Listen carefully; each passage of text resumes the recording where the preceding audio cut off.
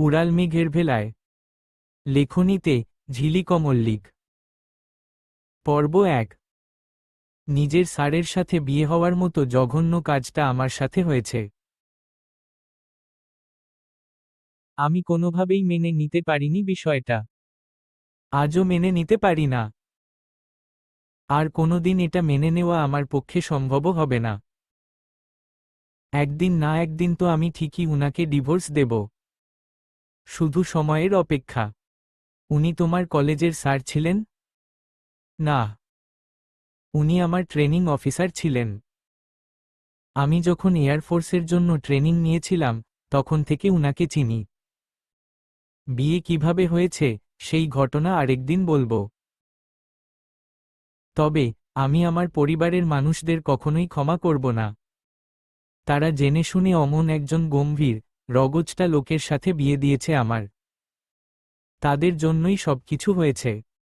তাদের সবসময় ইচ্ছা ছিল আমাকে এয়ারফোর্সের অফিসার বানাবে। অথচ আমার স্বপ্ন ভিন্ন। তবুও তারা জোর করে আমাকে ক্যাডেট কলেজের ভর্তি পরীক্ষা দেওয়ায়। সেখানে যখন চান্স হলো না, তখন এয়ারফোর্সে আবেদন করতে বলে। করলাম তাদের কথা মতো আবেদন। টিকে গেলাম সেখানে। এরপর ট্রেনিং ব্রাঞ্চের বাইরে হতেই একদিন উনার মা আমাকে দেখেছিলেন। এরপর আমার বাসায় প্রস্তাব পাঠানো। আর রাতারাতি ২ সপ্তাহের মাথায় বিয়ে। আমার পরিবারের তো এয়ারফোর্সের অফিসার খুবই পছন্দ।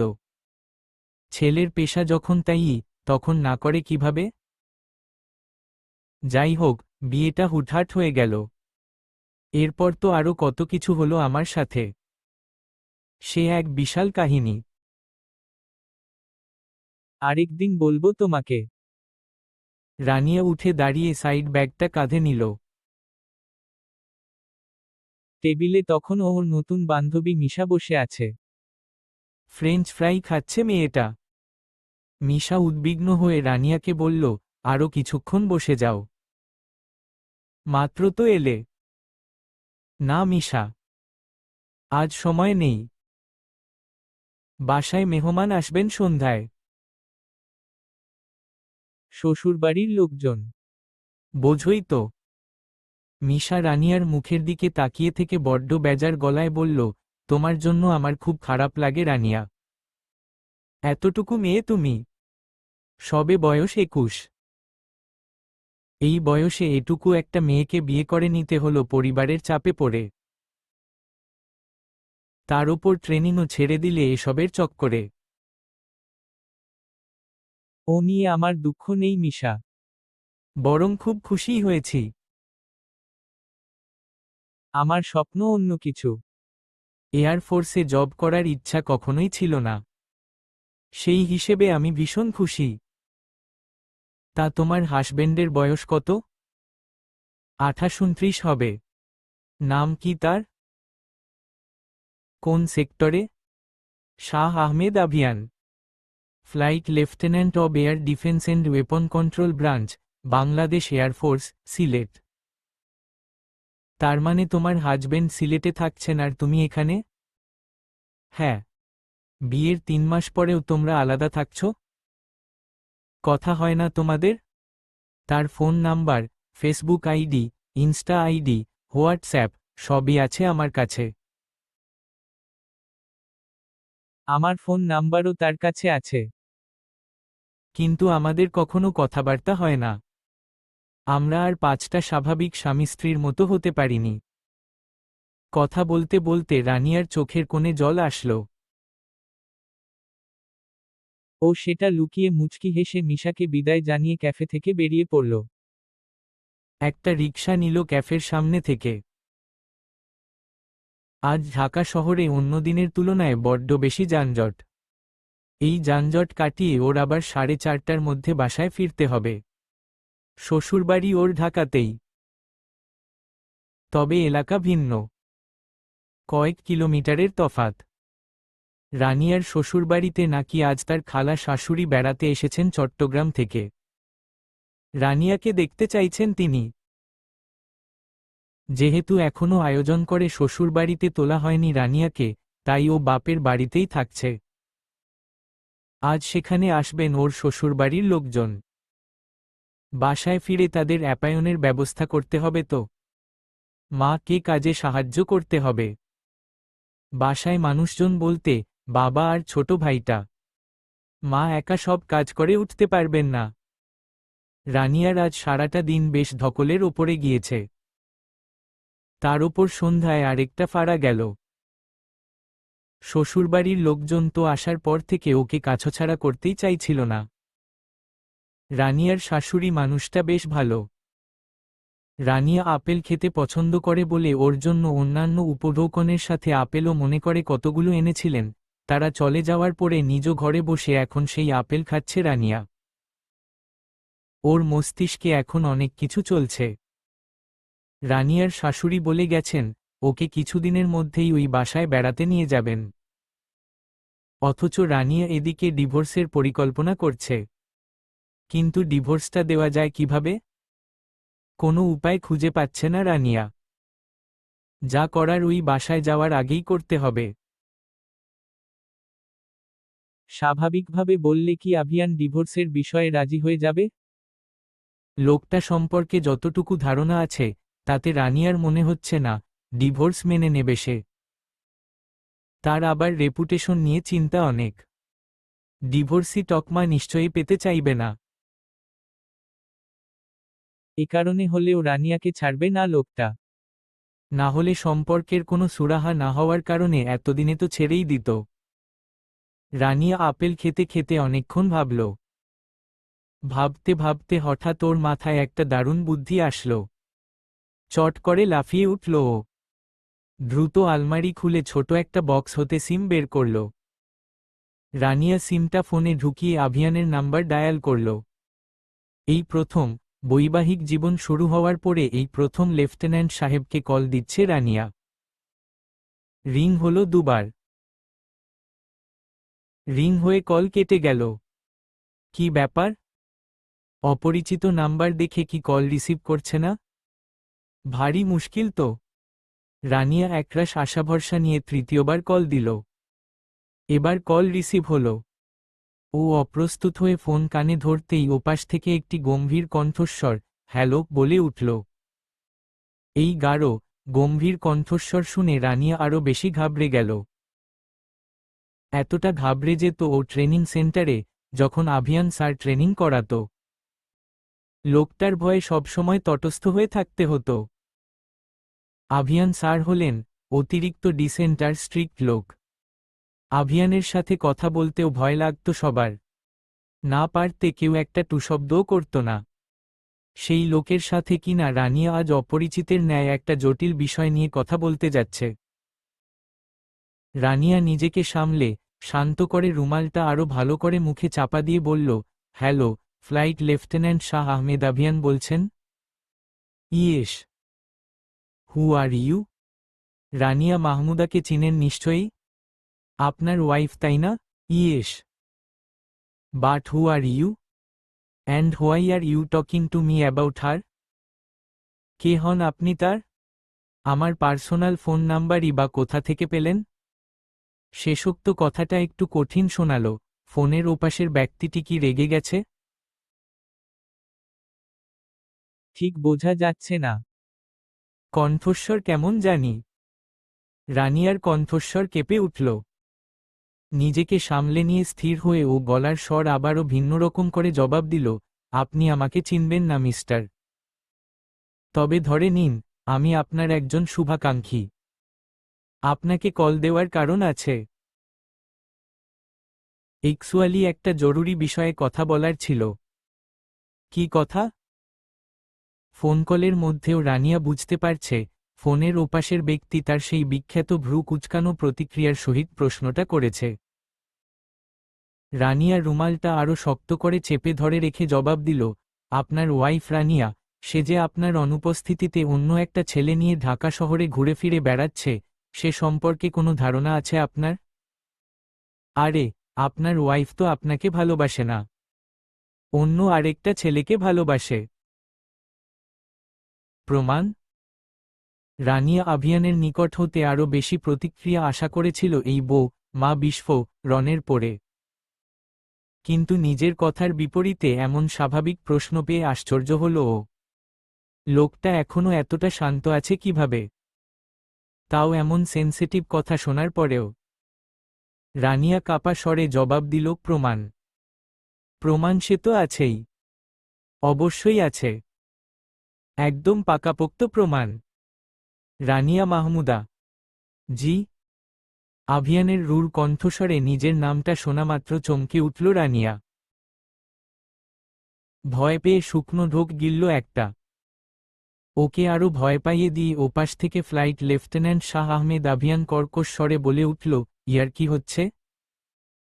ফাজলামি শুরু করেছ তুমি আমার সাথে? কি মনে করেছ? হ্যাঁ, মুখে রুমাল চেপে ধরে ভয়েস চেঞ্জ করলে তোমাকে চিনতে পারবো না আমি? নিজের মতো বোকা ভাবো সবাইকে? একবার শুধু ঢাকায় আসতে দাও আমাকে।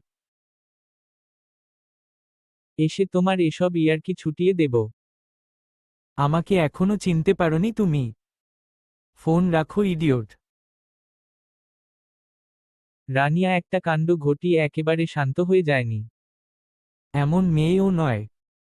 নিজের উদ্দেশ্য হাসিল না হওয়া পর্যন্ত চুপচাপ বসে থাকবে না ও। তাই আজ ও জাহিনকে নিয়ে আবারও ঘুরতে বের হল।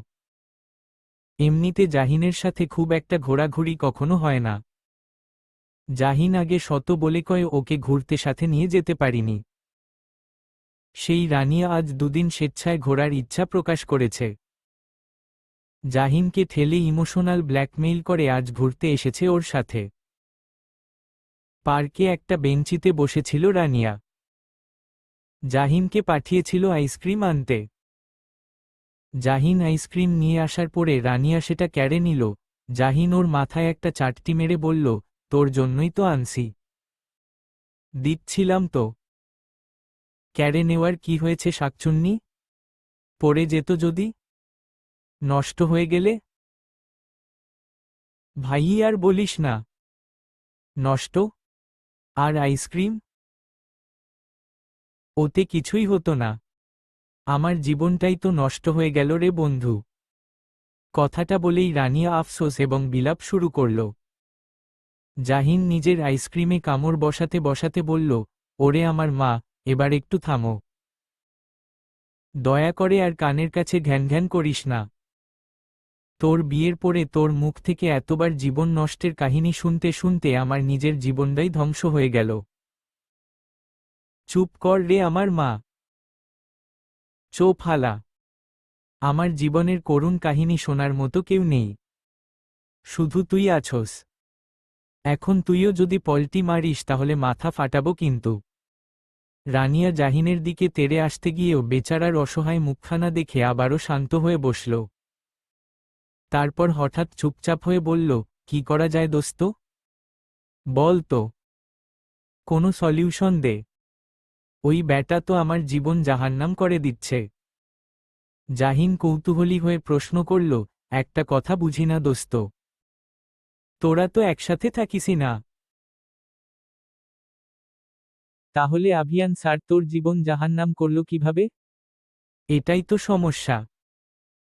আমরা একসাথে থাকি না, আর 10টা স্বাভাবিক সম্পর্কের মতো সম্পর্ক না আমাদের, বিবাহিত হয়েও সবখানে অবিবাহিত পরিচয় দিতে হয়, এটাই আমার সমস্যা। উনি কেন আমাকে স্ত্রীর অধিকার দেবে না? কেন আমাকে পাত্তা দেবে না? এজন্য আমি ডিসাইড করে নিয়েছি, হয় আমার পাত্তা চাই না হয় ডিভোর্স। তা কতদূর কি এগোলো? পাত্তা টাত্তা তো দিচ্ছে না। ডিভোর্সই দেব। তোর আমার ফটো স্টোরিতে দেওয়াতে একটু কাজ হইছে দোস্ত। এখন শুধু ছক্কা মারাটা বাকি। ছক্কা?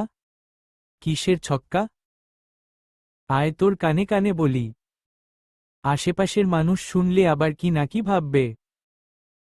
জাহিন কান এগোলো রানিয়ার মুখের কাছে। রানিয়া কানে কানে কথাগুলো বলে শেষ করতেই জাহিন সঙ্গে সঙ্গে ছিটকে সরে গেলে, লাফিয়ে উঠে উত্তেজিত হয়ে বলল, না না দোস্ত। তোর সাথে আর নাই আমি, এমন অপকর্মে জড়াস না আমাকে। পা ধরি মা তোর, এবারের মতো মাফ কর আমাকে। তোর স্বামী সত্যিই এবার আমার হাত পা ভেঙে দেবে, মেরে টেরেও ফেলতে পারে। আমি অকালে মরতে চাই না দোস্ত, আমার এখনো একটা জিন্দেগি পড়ে আছে। বউ বাচ্চা কিছুই হইল না এখনো। কথাটা বলেই জাহিন কপাল চাপড়ে বিলাপ করতে লাগল।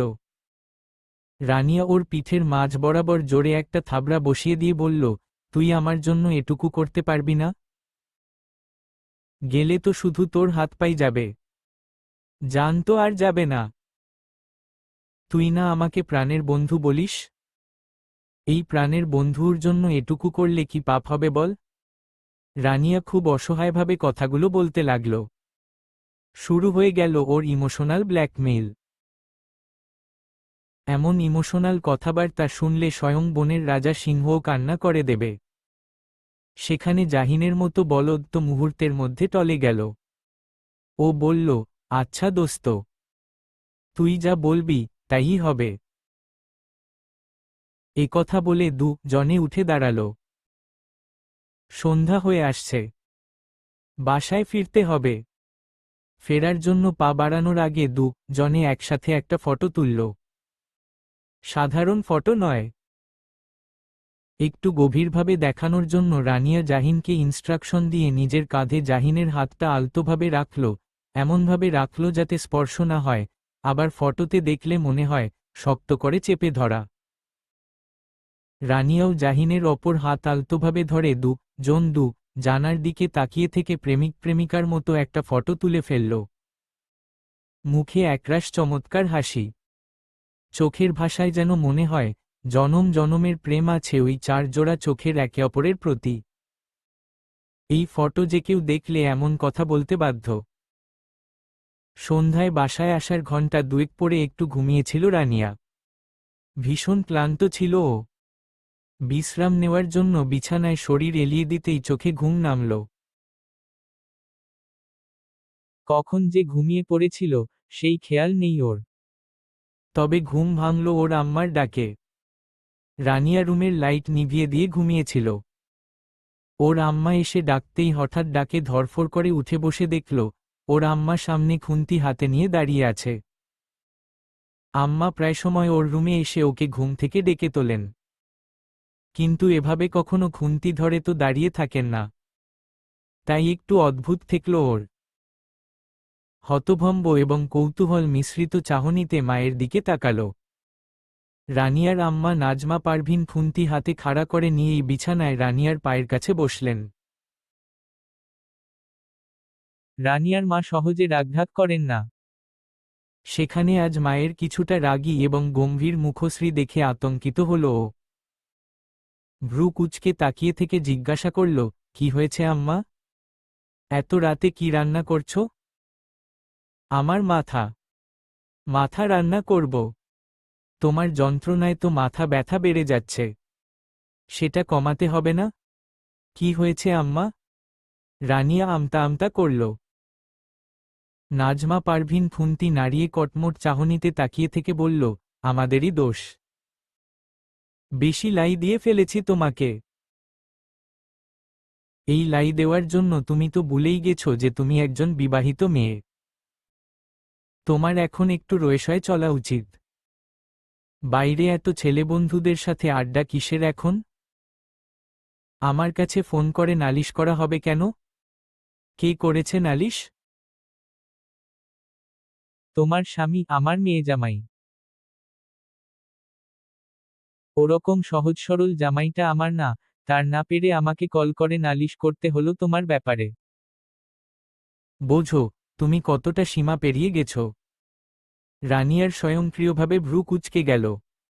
আভিয়ান ওর ব্যাপারে ওর মায়ের কাছে অভিযোগ জানিয়েছে। কত বড় বজ্জাত লোক।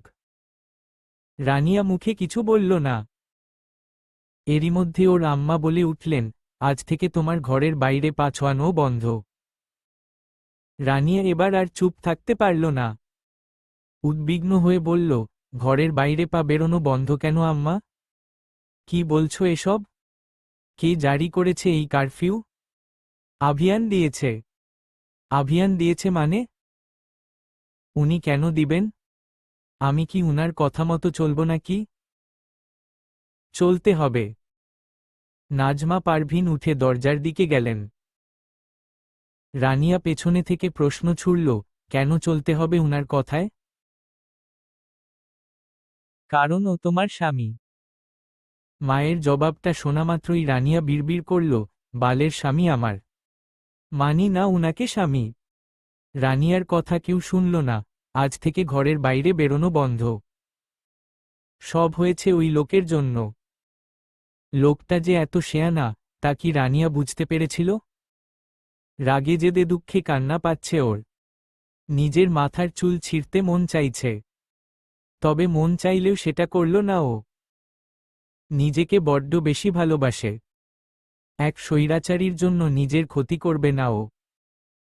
বরং শেষ অবধি দেখবে এর। রানিয়া জেদ ধরে অবশেষে বিকালে জাহিনের সাথে তোলা সেই ফটোগুলো ফেসবুক স্টোরি দেওয়ার কথা ভাবল। এগুলো সে দুদিন পরে দিতে চেয়েছিল। কিন্তু আভিয়ান যা শুরু করেছে, তাতে রানিয়ান জেদের মাত্রা বাড়ছে বই কমছে না। আভিয়ান ওকে দমন করতে চাইছে, কিন্তু রানিয়া তো চুপ করে বসে থাকার মেয়ে নয়। রানিয়া ফটোর সাথে তুমি এসো তবু এসো ভালোবেসে গানটা যুক্ত করল। শেষ মুহূর্তে কি মনে করে যেন ক্যাপশনে ছোট্ট করে এক কোণে লিখে দিল, বিয়ে করছি খুব শীঘ্রই। দোয়ায় রাখবেন আমাদের। রানিয়ার আজ দুদিন চিন্তায় চিন্তায় ঘুম হয়নি। সেদিন আভিয়ান ওই স্টোরিটা দেখেছিল। তবে স্টোরি সিন করার পরেও লোকটা কিছু বলেনি, না তো মেসেঞ্জার বা হোয়াটসঅ্যাপে কোনো মেসেজ দিয়েছে, আর না তো কোনো ফোন কল। ব্যাপার কি? হঠাৎ এমন করে হার মেনে নিল কেন লোকটা?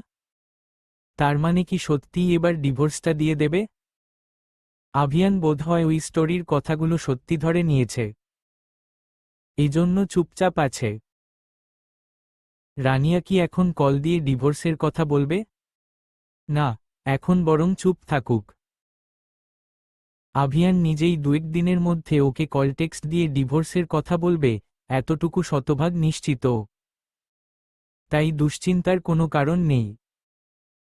ডিভোর্সটা এবার তবে হয়েই যাবে। এই খুশিতে ফ্রিজ থেকে পরপর দুটো আইসক্রিম এই মাঝরাতে বের করে খেল রানিয়া। এরপর খুশি মনে শটান বিছানায় শুয়ে পড়ল। কিছুক্ষণ শুতেই চোখে ঘুম লেগে গেল ওর। দিনের মতো আগামীকালের দিনটাও নিশ্চয়ই অনেক ভালো কাটবে ওর। এই আকাঙ্ক্ষা নিয়ে ঘুমিয়ে পড়ল ও। শীতকালে খুব সকালে রানিয়ার ঘুম ভাঙতেই চায় না। এ সময়ে বেলা 10টা-11টা অবধি ঘুমিয়ে থাকে ও। আজও সেভাবেই ঘুমিয়েছিল। ঘুম ভাঙল ওর মায়ের ডাকে। সাধারণত রানিয়া অসময়ে ঘুমালে তখন ওর আম্মা ওকে ডেকে তোলেন ঘুম থেকে। কিন্তু শীতের সকালে কখনো এভাবে ডাকেন না। তাই ঘুম জড়ানো চোখে মায়ের ডাক শুনে ভ্রু কুঁচকে ফেলল রানিয়া। দেখার জন্য সামনে তাকানোর চেষ্টা করল। তবে চোখ মেলতেই পারছে না ও। ঘুম ঘুম চোখে ভ্রু কুঁচকে বিরক্তি স্বরে বলল, কি হয়েছে আম্মা? সাত সকালে ডাকো কেন? মেহমান এসেছে। জলদি উঠে পড় মা। রানিয়া ঠিকমতো শুনতে পেল না। ও শুনেছে, মানুষ এসেছে। তাই হাই তুলতে তুলতে চোখ খোলার চেষ্টা করে বলল, মানুষ? কোন মানুষ এসেছে? প্লিজ আম্মা, এখন আবার বলো না ওই স্বৈরাচারী লোকটা এসেছে। সকাল সকাল ঘুম থেকে উঠে উনার মুখ দেখলেই আমার দিনটা খারাপ যাবে। রানিয়া কথাটা বলে উঠে বসার চেষ্টা করল।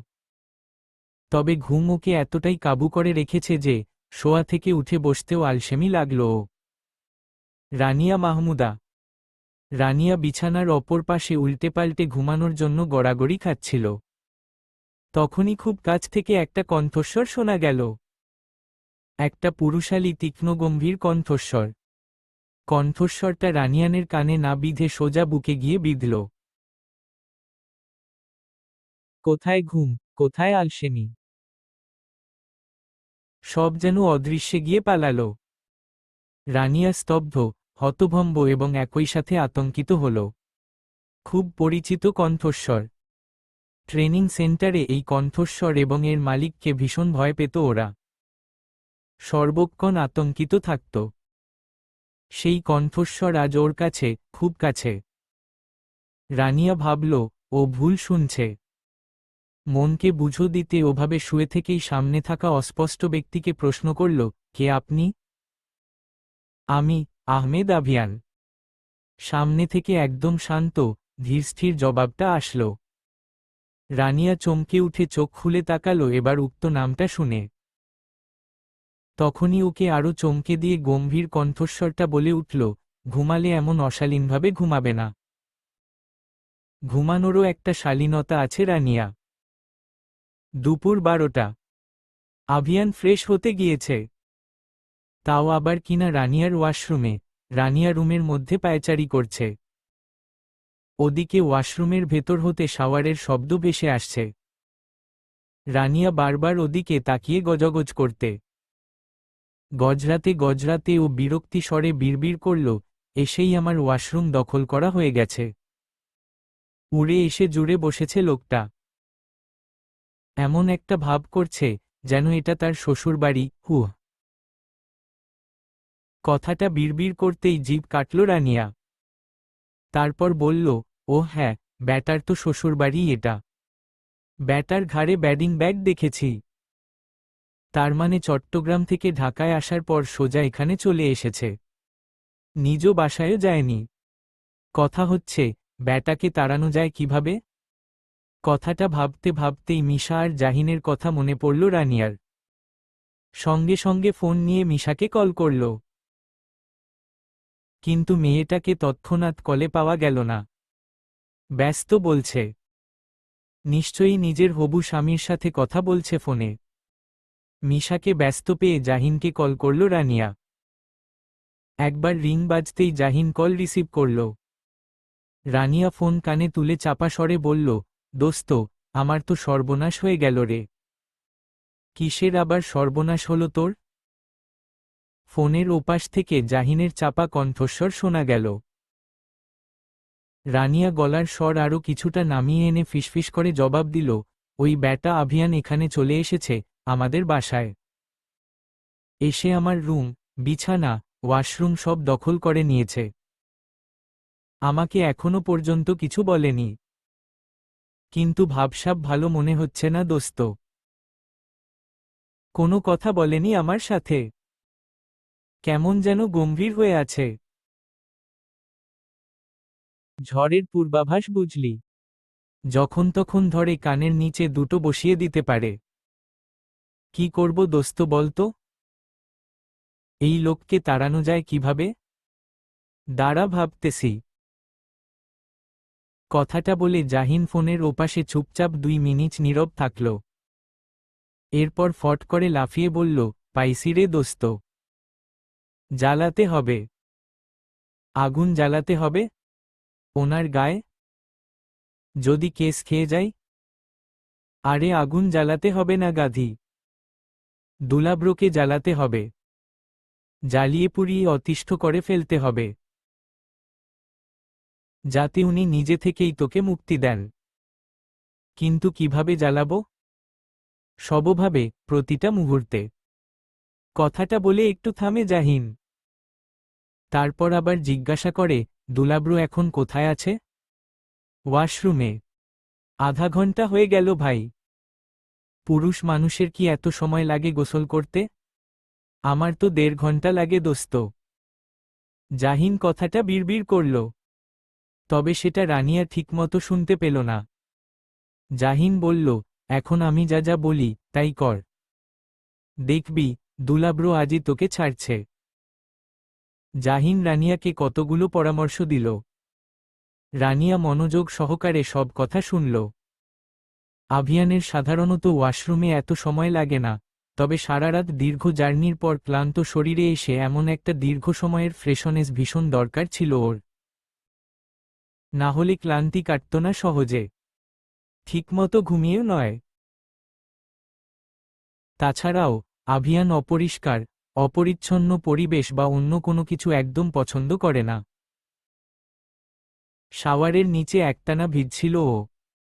মাথা বেশ গরম আছে। রানিয়ার মুখটা দেখলেই ওর রাগ চরম মাত্রায় বেড়ে যায়। তার ওপর মেয়েটার কর্মকাণ্ড রীতিমতো অসহ্যকর। অত্যন্ত ধৈর্যশীল আভিয়ানকেও ওই মেয়ে নিজের কর্মকাণ্ড দ্বারা ধৈর্যহারা করে ফেলে। শাওয়ারের ছিটেফোঁটা পানি আভিয়ানের ক্লান্তি এবং রাগ দুটোই একই সাথে কমিয়ে দিচ্ছিল। তখনই হঠাৎ বদ্ধ দরজায় টোকা পড়ল। আভিয়ান শাওয়ার অফ করে কিঞ্চিত ভ্রু কুঁচকে প্রশ্ন করল, কে? আমি, আপনার অলক্ষ্মী বউ। জবাবটা শুনে আভিয়ানের ভ্রু ত্রিমাত্রিক আকারে আরও বেশ কুঁচকে গেল। রানিয়াকে তোয়াক্কা না করে বিরক্তিভরে ও আবারও শাওয়ার নিতে লাগল। তখনই বাইরে থেকে রানিয়া বলে উঠল, বলছিলাম ভাই সাব, আপনি কি বাথরুম সিঙ্গার নাকি? এত দেরি হচ্ছে যে বের হতে? আভিয়ান ওর কথাবার্তা শুনে শাওয়ার বন্ধ না করেই হাত মুষ্টিবদ্ধ করে দাঁতে দাঁত পিষে জবাব দিল, এখান থেকে বের হয়ে প্রথমে তোমার গালে আগে দুটো থাপ্পড় বসাবো বেয়াদব, থাপড়ে গাল লাল করে দেব। একটা থাপ্পড় দেব ভাইসাব বলার জন্য। আরেকটা থাপ্পড় দেব এসব রিডিকিউলাস টাইপের কথাবার্তা বলার জন্য। আর আমি কে, সেটা তোমাকে এখান থেকে বের হয়ে দেখাচ্ছি। রানিয়া তবুও সেখান থেকে সরল না, বরং একটা ভয়ঙ্কর দুঃসাহসিক কাজ করে বসল। আভিয়ান কথাটা বলার সাথে সাথেই খুব সাবধানতার সহিত আস্তে ধীরে বাইরে থেকে ওয়াশরুমের সিটকানি আটকে দিল। এর মিনিট পাঁচেক পরে আভিয়ান বের হওয়ার জন্য দরজা ভেতর থেকে খুলে টান দিতেই দেখল, দরজা আর খুলছে না। তীক্ষ্ণ মস্তিষ্কের আভিয়ানের বুঝতে অসুবিধা হল না যে দরজা বাইরে থেকে বন্ধ করে দেওয়া হয়েছে এবং কাজটা কার। ও চেঁচিয়ে বলল, রানিয়া দরজা খোলো, কুইক। রানিয়া সেখানেই দাঁড়িয়েছিল। ও জবাব দিল, আগে আপনি সরি বলুন আমাকে, তারপর দরজা খুলছি। Why should I say sorry? আমাকে বিয়ে করার জন্য? হোয়াট? আভিয়ানের ভ্রু স্বয়ংক্রিয়ভাবে কুঁচকে গেল।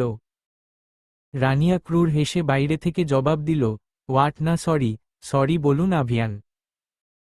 আভিয়ানের চোয়াল শক্ত হয়ে গেছে। তবু এই মুহূর্তে নিজের মেজাজ সামলানো প্রয়োজন। ও হাত মুষ্টিবদ্ধ করে চোখ বুজে নিজেকে শান্ত রেখে জোরে বলল, সরি। রানিয়া বাইরে থেকে চেঁচিয়ে বলল, শুনতে পাচ্ছি না।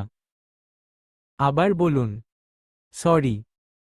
উচ্চস্বরে বলা শব্দটা শোনামাত্রই রানিয়া সিটকানিতে এক টান দিয়ে খুলে সেখান থেকে দৌড় দিল। ও কে আর পায় কে? সেই দুপুর 12টার কর্মকাণ্ডের পর থেকে রানিয়া আর আভিয়ানের ধারে কাছে যাওয়া তো দূর, সামনেও যায়নি, তবে লুকিয়ে দেখেছে আভিয়ান ওকে নীরব দৃষ্টিতে দিয়ে খুঁজছে। কাউকে প্রশ্ন না করলেও ওর খোঁজ করছে প্রচণ্ড মেজাজে। তা দেখেই রানিয়ার বুকে কম্পন সৃষ্টি হয়েছে। সারাটা দিন আজ বুক দুরুদুরু কাঁপছে ওর। দুপুরে আভিয়ান খাওয়ার পরে কিছুক্ষণ বিশ্রাম নিয়ে রানিয়ার আব্বা, অর্থাৎ তার শ্বশুরের সাথে বাইরে বেরিয়েছিল।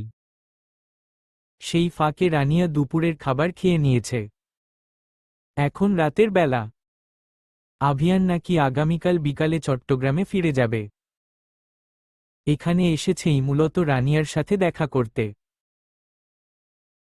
রানিয়ার জন্যই নাকি আভিয়ানকে আসতে হয়েছে এখানে। একথা খাওয়ার সময় বলেছে ওই লোক। আজ রাতটা শ্বশুরবাড়িতে কাটিয়ে আগামীকাল নিজের বাসায় একবার দেখা দিয়ে ফিরে যাবে। রানিয়া সব কথা শুনেছে ওর মায়ের কাছ থেকে। কিন্তু আভিয়ান যে সব দায় ওর ওপরে চাপিয়ে দিয়েছে, এটা ভেবে মনে মনে খুব ক্ষেপল রানিয়া। আজ ও এর কৈফিয়ত নিয়েই ছাড়বে। রাত তখন 11:30। রানিয়া নিজের রুমে পায়চারি করছিল। প্রচণ্ড নার্ভাসনেস কাজ করছে। রাতের খাবারের পর ড্রয়িং রুমে বসেছিল আভিয়ান তার শ্বশুরবাড়ির মানুষদের সাথে। একমাত্র ছোট শালার সাথে গল্প করছিল। তখনই রানিয়া উকি মারলে আভিয়ানের সাথে চোখাচোখি হয়ে যায়। ওই চাহনি ভস্ম করে দেওয়ার মতো। রানিয়া সঙ্গে সঙ্গে দৃষ্টি সরিয়ে নিয়ে দ্রুত রুমের ভেতরে এসেছে। আজ ও আর এই রুমে থাকবে না, এমন একটা সিদ্ধান্ত নিয়ে ফেলল ও। পেছনের বারান্দায় যাওয়ার দরজাটা খুলতে হবে, ওপাশ থেকে অতিথি ঘরে গেলে ড্রয়িং রুমের কেউ দেখবে না। আর আভিয়ানের সামনেও পড়তে হবে না। যাওয়ার আগে সামনের দরজায় একবার সবাইকে দেখে আসার জন্য গিয়ে দাঁড়াতেই একেবারে আভিয়ানের মুখোমুখি পড়ল রানিয়া।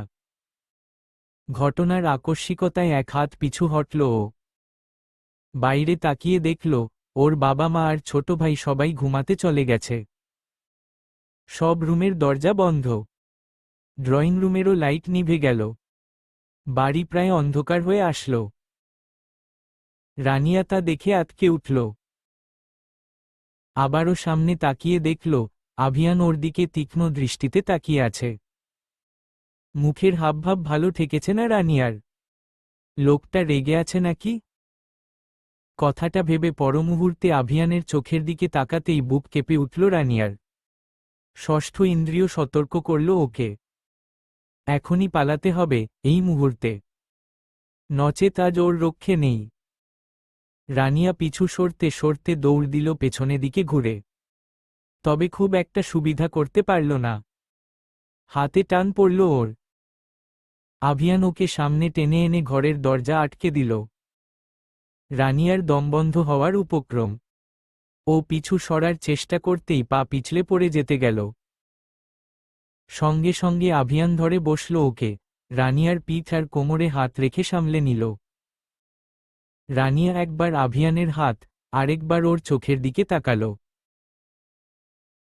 আভিয়ান সরু চোখে ওর দিকে তাকিয়ে আছে। রানিয়া সম্মোহিত হবে ওই চাহনিতে। তৎক্ষণাৎ আভিয়ান কর্কশ স্বরে বলে উঠল, ব্যাপারটা একটু বেশিই ফিল্মি হয়ে গেল না? ওকে। কথাটা বলেই ঠাস করে রানিয়াকে ফ্লোরে ফেলে দিল আভিয়ান। আকস্মাৎ এমন ঘটনায় রানিয়া হতভম্ব হল। একই সাথে ব্যথাও পেল কোমরে। আহ শব্দ করে উঠতেই আভিয়ান নিচু হয়ে ওকে কোলে তুলে নিল। এরপর সোজা নিয়ে বিছানার ওপরে ফেলল। রানিয়া কিছু বুঝে ওঠার আগেই বিছানায় বসে ওর কাছে এগিয়ে চাদরের সাথে আঁকড়ে ধরা একটা হাত টেনে চেপে ধরল। রানিয়া অপর হাতে শক্ত করে চাদর আঁকড়ে ধরে রেখেছে। আভিয়ানের চোখে চোখ পড়ল ওর। দৃষ্টি কেমন অদ্ভুত শান্ত। এই চাহনি দেখেই রানিয়ার শরীর ঠান্ডা হয়ে যেতে লাগল। ও আভিয়ানের চোখের দিকে তাকিয়ে কম্পিত স্বরে বলার চেষ্টা করল, আভিয়ান আমি আসো। বাকিটা আর বলতে পারল না রানিয়া। তার আগেই ওর নরম ঠোঁটে আঙুল চেপে ধরে ওকে থামিয়ে দিয়ে আভিয়ান ফিসফিসিয়ে বলে উঠল, হুশস, চুপ। রানিয়া ড্যাব ড্যাব করে আভিয়ানের দিকে তাকিয়ে আছে। আর আভিয়ান তাকিয়ে আছে রানিয়ার কোমরের দিকে। রানিয়া ওর দৃষ্টি অনুসরণ করতেই বিচলিত হল। মিহি স্বরে আভিয়ানকে প্রশ্ন করল, কি হয়েছে? এভাবে তাকিয়ে আছেন কেন? দেখছি। আভিয়ানের অদ্ভুত শান্ত কণ্ঠস্বর। রানিয়া তাতে যেন আরো বেশি বিচলিত হল। কাপা স্বরে পুনরায় প্রশ্ন করল, কি দেখছেন? তোমাকে। সরি, তোমার কোমরকে।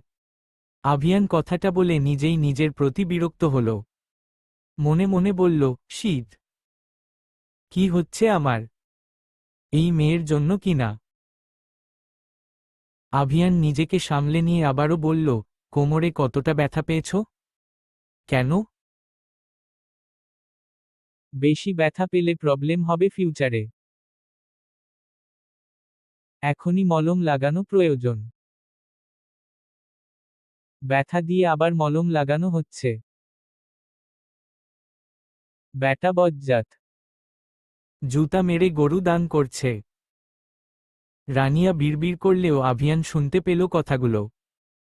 ততক্ষণে ও রানিয়ার রুমের বেডসাইড ড্রয়ার থেকে খুঁজে টুজে একটা ব্যথার মলম বের করে এনেছে। মুভের খাপটা খুলতে খুলতে ও রানিয়ার প্রশ্নের জবাবে বলল, ব্যথাও আমি দেব, আর মলমও আমিই লাগব। বুঝেছ? আভিয়ান রানিয়ার কোমরের কাছ থেকে কামিজের কোনার অংশ কিছুটা টেনে ওপরের দিকে ওঠাতেই রানিয়া কিঞ্চিত চমকে উঠল।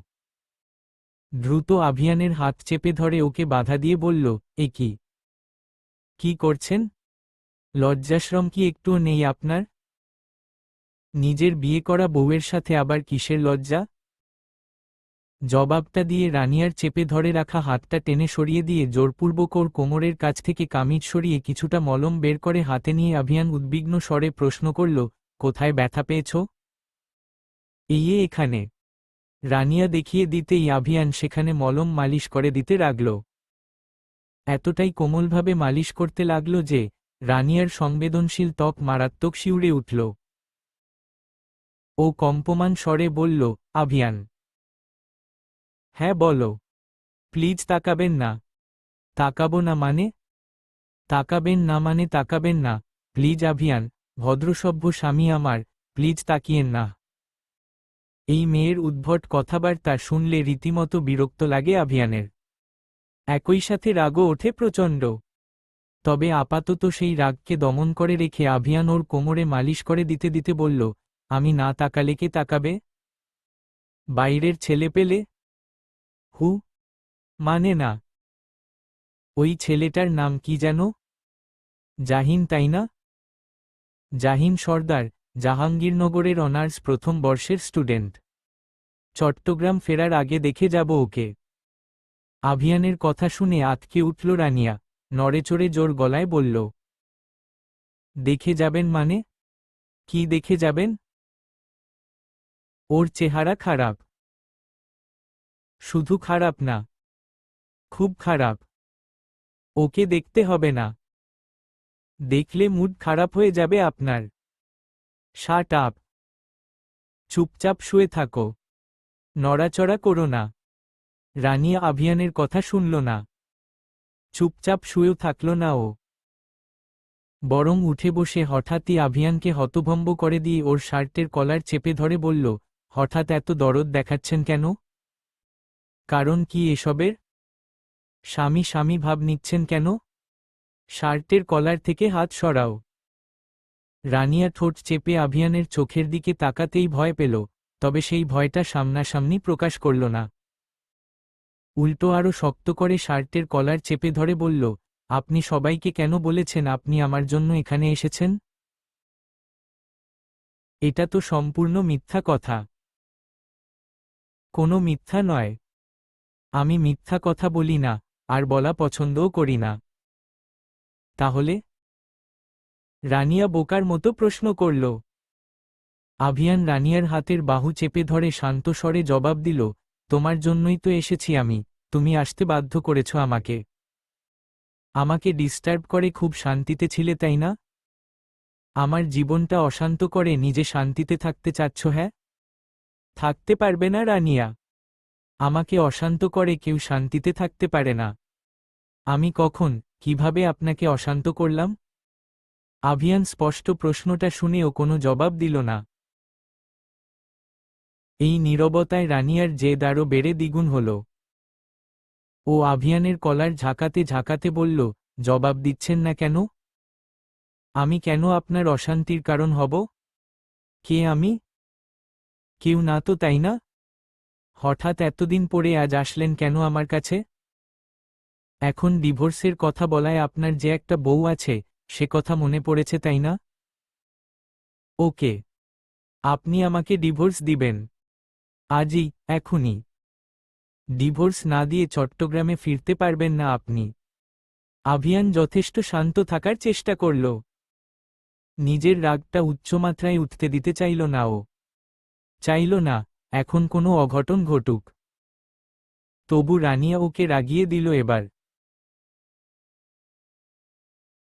আভিয়ানকে ধাক্কা দেওয়ার চেষ্টা করতেই ও রানিয়ার কোমরে যেই জায়গায় ব্যথা পেয়েছিল ঠিক সেখানটাতেই দুই হাতে শক্ত করে চেপে ধরে বিছানার সাথে মিশিয়ে নিয়ে বলল, জেদ ধরো না রানিয়া।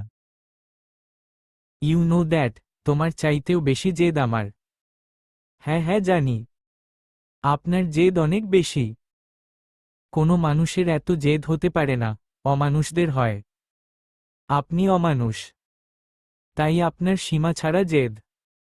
জেদের জন্যই তো নিজের আন্ডারে ট্রেনিং ক্যান্ডিডেটদের সামান্য ভুলেও অমানুষের মতো শাস্তি দিতে বাধে না আপনার। আপনাকে খুব ভালোভাবে চিনি আমি।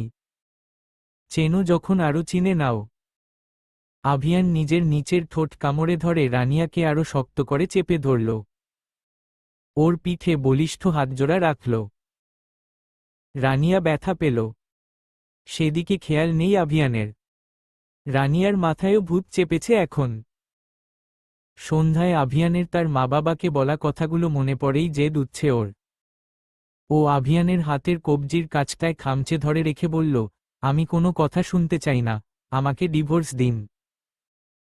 ডিভোর্সের এত শখ তোমার, তাই না? একটা পবিত্র সম্পর্ককে নষ্ট করার জন্য উঠে পড়ে লেগেছ। আমার রেপুটেশন নষ্ট করতে চাইছ। ঘুচিয়ে দিচ্ছি তোমার এই শখ, এই দিবা স্বপ্ন। এরপর আর কখনো ডিভোর্স চাওয়া তো দূর, ডিভোর্সের কথা ওই বেয়াদব মুখেও আনতে পারবে না। রানিয়া ভ্রু কুঁচকাল। প্রথমে বুঝতে পারল না আভিয়ানের কথা। পরমুহূর্তে আভিয়ানের চোখে চোখ রাখতেই বুঝতে পারল ও কি করতে চলেছে। রানিয়া অপ্রস্তুত হল, প্রচণ্ড রকমের ঘাবড়ে গেল। এই শীতের রাতেও ঘামতে লাগল ও। তবে আভিয়ানকে বাধা দিল না। একবারের জন্যও বাধা দিতে পারল না ও। বরং আভিয়ান আকস্মিক ঠোঁট আঁকড়ে ধরতেই বেহায়ার মতো উপভোগ করতে লাগল স্বামীস্পর্শ। কিছুক্ষণ আগে জেদ ধরে বলা ডিভোর্সের কথাও ক্ষণিকের জন্য ভুলে গেল ও। সাত সকালে উঠে গোসল সেরেছে রানিয়া। ও গোসল করে আসার পরপরই দেখল আভিয়ানও ফ্রেশ হতে গেছে। আভিয়ান চলে যাবে আর অল্প কিছু সময় পরেই। রানিয়ার সে কথা মনে পড়তেই অজানা কোনো কারণে কান্না পাচ্ছে ভীষণ। ভেতরে ভেতরে মন ডুকরে কেঁদে উঠছে। রানিয়া ঠোঁট চেপে কান্না আটকানোর চেষ্টা করছে। ও বিছানা গোছগাছ করছিল। সবকিছু এলোমেলো হয়ে আছে। সব গুছিয়ে রাখতে রাখতে দেখল আভিয়ান ফ্রেশ হয়ে বেরিয়ে এসেছে। লোকটা এমনিতেও চুপচাপ স্বভাবের, তার ওপর মুখটা কেমন গোমরা করে রাখে। প্রচণ্ড অসামাজিক লোক। এমন লোকের সাথে কেউ যেচে পড়ে কথা বলতে চাইবে না নিশ্চয়ই। মুখে সচরাচর হাসি থাকে না লোকটার। অথচ রানিয়াকে দেখো, সারাক্ষণ কত প্রফুল্ল থাকে, সবসময় হাসি খুশি থাকে, নিজের চারপাশ মাতিয়ে রাখে। চাদর ভাঁজ করতে করতে রানিয়া আর চোখে তাকিয়ে দেখল আভিয়ান ড্রেসিং টেবিলের আয়নার সামনে দাঁড়িয়ে তোয়ালে দিয়ে ভেজা চুল মুছছে, চুল আর্মি কাট দেওয়া। দেখতে সুন্দরী লাগে। সদ্য গোসল সেরে আসা সুপুরুষকে দেখে রানিয়ার বেহায়ার মতো একটানা তাকিয়ে থাকতে ইচ্ছা করে। তবে ও নিজের মন এবং চক্ষু নিয়ন্ত্রণ করার চেষ্টা চালায়। সরাসরি তাকায় না আভিয়ানের দিকে। অদ্ভুত ব্যাপার হলো, ওপাশে দাঁড়ানো লোকটা একবারের জন্যও তাকাচ্ছে না রানিয়ার দিকে। রানিয়ার রাগ হয় খুও। পুরুষ মানুষ এমনই। রাতে এরকম, আর দিনে আরেক রকম। রাত দিনে হুবহু মিলানো যায় না এদের। আভিয়ান খুব দ্রুত তৈরি হয়ে নিল। রানিয়া বিছানার ওপরে বসে ওর তৈরি হওয়া দেখল। আভিয়ান রুম থেকে বের হওয়ার ঠিক আগ মুহূর্তে রানিয়াকে কাছে ডাকল হঠাৎ। রানিয়া চুপচাপ এগিয়ে গেল। আভিয়ানের সামনে গিয়ে দাঁড়াতেই লোকটা রানিয়াকে আপাদমস্তক দেখল এক পলক। তারপর হঠাৎ মেয়েটাকে সর্বোচ্চ চমকে স্তব্ধ করে দিয়ে বলে উঠল, আজকে আমি এখান থেকে চলে যাওয়ার পর থেকে আমার সাথে আর কোনো প্রকার যোগাযোগ রাখবে না রানিয়া। কোনো কল টেক্সট কিছু না। আর চাইলে তুমি আমাকে ডিভোর্সটাও দিয়ে দিতে পারো। আমার কোনো আপত্তি নেই। চলবে।